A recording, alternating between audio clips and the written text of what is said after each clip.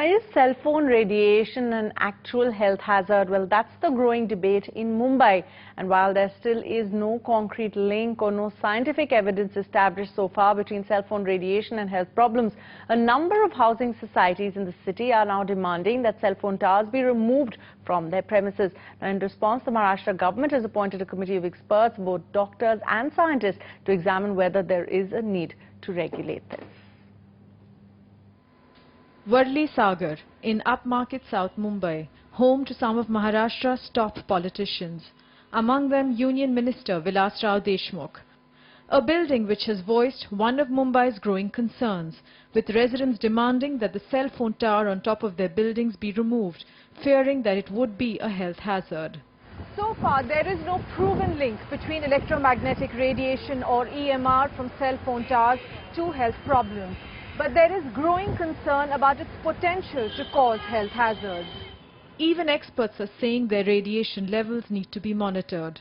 What I would like to see it happen is not an anxiety by the residents, but an insistence that the operators or the cell phone the towers, they provide a certification that the EMR or the electromagnetic radiation is within permissible limits on a periodic basis. Mumbai has the highest density of cell phone towers in India, many of them erected on towers on top of residential buildings, schools and hospitals. In the West, as a precautionary measure, towers are built at a height of 30 meters above the building. In India, it's just 2 to 3 meters.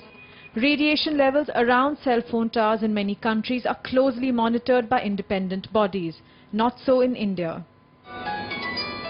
Dr. Girish Kumar has been studying the impact of EMR for the last 15 years. Each antenna is transmitting with a gain of approximately 50. So we are looking at 4 to 5 kilowatt of power being transmitted from these antennas. Now compare that, microwave oven only uses about 500 watt of power, and that too you cook food for a few minutes. These towers are transmitting 24 hours. So you are absorbing the radiation 24 hours. Solution to this problem is that all the cell tower companies should transmit about 1/10 of the power. Concerns the Maharashtra government is trying to address by setting up a committee of doctors and scientists from BARC who will look into the demand to regulate cell phone towers.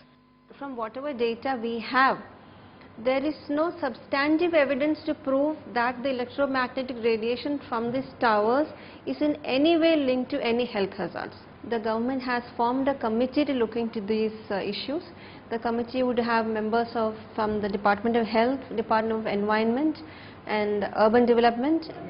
In a 2008 report, Health Hazards and Mobile Phones, published in the Journal Association of Physicians in India, it was pointed out that mobile phones may be responsible for several health hazards.